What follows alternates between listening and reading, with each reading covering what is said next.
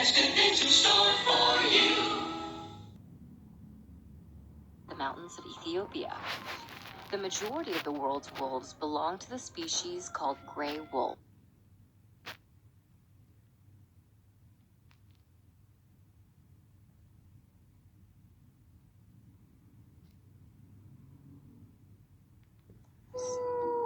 They may howl to indicate their location to pack members and even show their affection. Wolves may also howl to nearby rivals to claim their territory. Wolves nearly became extinct.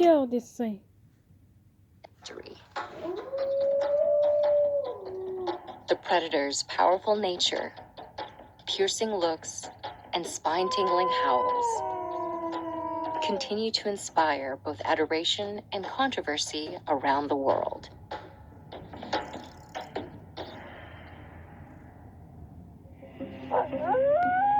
There are two major species of wolves.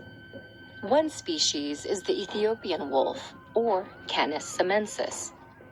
Only about 500 of these wolves exist, and they inhabit the mountains of Ethiopia. The majority of the world's wolves belong to the species called gray wolf, or Canis lupus, numbering up to around 250,000 and including up to about 40 subspecies. Gray wolves are scattered across the northern hemisphere. Wolves vary greatly in size. The smaller wolf subspecies inhabit the desert regions of the Middle East. They stand at an average of about 26 inches tall and weigh less. Rising human populations and settlements nearly wiped out deer, elk, and bison.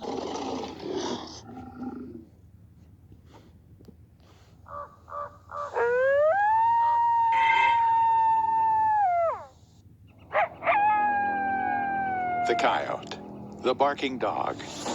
Some call him Coyote. The American Indian knew him as God's dog, and the trick.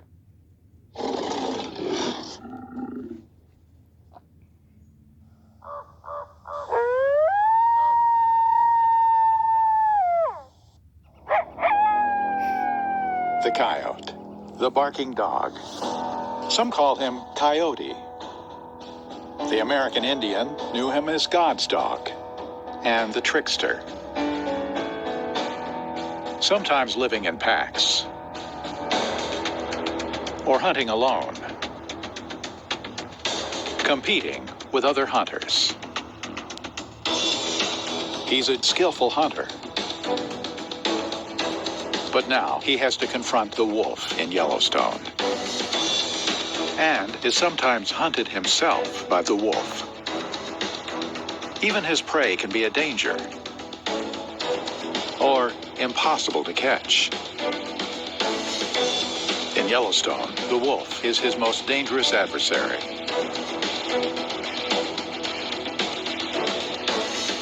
As a generalist predator, the coyote will eat almost anything. He is constantly harassed by ravens in an eternal and contentious competition.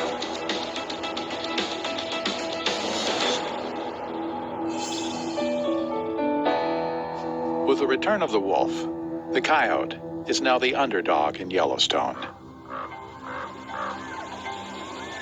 For over 50 years, Yellowstone's valleys were filled with elk and bison. Grizzly bears and mountain lions roamed the mountains. You're not the king of the howling, the sound of the facts. You then punched in circles. Are you going to punch it?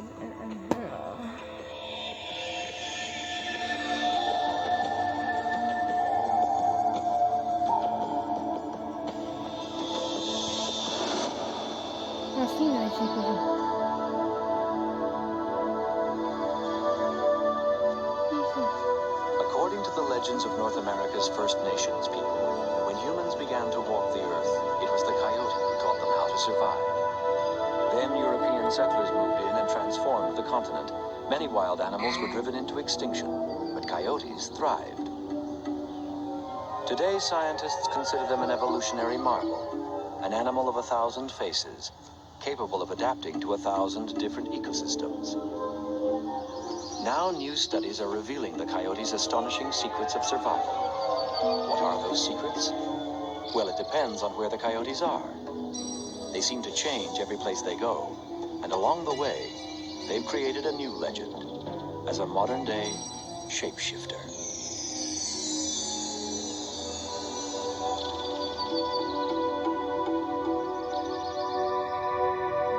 Coyotes can be found almost everywhere in North America.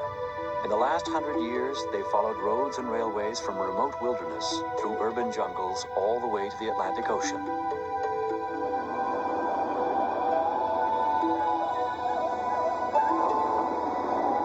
A new predator hadn't been introduced into eastern North America for over a century before the coyote arrived. And from here all the way back to the Pacific coast, there may be 20 million of them. No one really knows. Now, especially in rural areas like Canada's Prince Edward Island, nerves are on edge. It's a modern day word, you call it stress. Yeah, stressing everybody, animals included. It shows on your lambs especially. It takes lambs up to a month longer to go to market. From the coyote's point of view, humans are generous creatures. They thoughtfully cleared out the wolves, cultivated fields to wander through, and provided plenty of high-protein food to help coyote pups grow big and strong. Humans, however, don't see it quite that way. Normally, you would check them once a week, probably, just to make sure that there was no sickness or any problems develop. But with them around, it's a daily thing. Losing several calves a year to coyotes has outraged farmers like Elmer Larson. Just this past spring now, we had a cow had twins. When we come down, she was there with one calf. The other calf was there with the whole side tore off it and all the front shoulder. They're here because we... Those ghouls. Looking for a coyote relaxed. For them, wolf kill of Prince Edward Island has had a growing problem on its hands. Right up on top there. That's where we set the camera up there.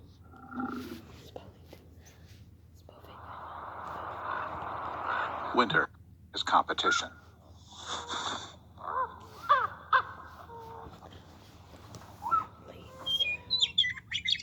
White Wolf is scouting prey. These coyote pups have been trained to run from strangers, especially big ones, like White Wolf. Perhaps the wolf considers digging up the den, but something changes her mind. When their young are in danger, coyote parents forget fear and they fight. The wolf is bigger and knows how to kill coyotes.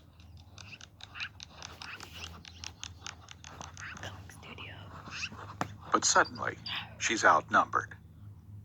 Or the coyotes just have more at stake than she does. She has pups of her own back at the den.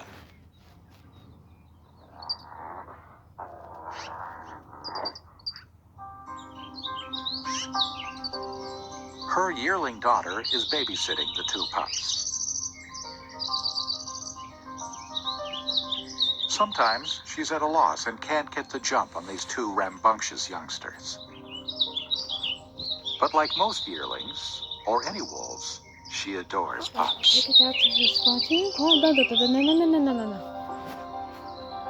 Pebbles invite explorations into cause and effect. They roll down a slope when you push them. No! Currents separate them from the herd. Melting snow. But by 1995, in a groundbreaking experiment, the United States Congress voted that wolves be restored to the West. So, 41 wolves were relocated from Canada to Yellowstone.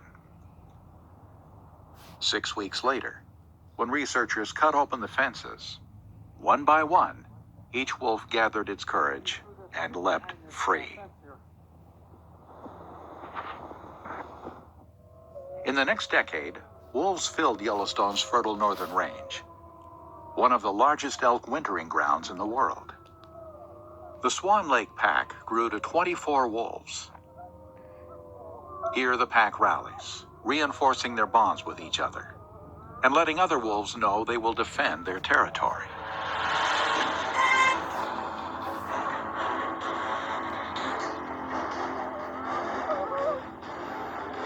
The Druid Peak pack grew to 37 members, training generations of powerhouse hunters and seeding new packs. These druids choose prey that are malnourished, sick, or injured. Then gathered the twin house, and scratching at the soft disc main house verdict. Big male is such a huge wolf. He's able to bring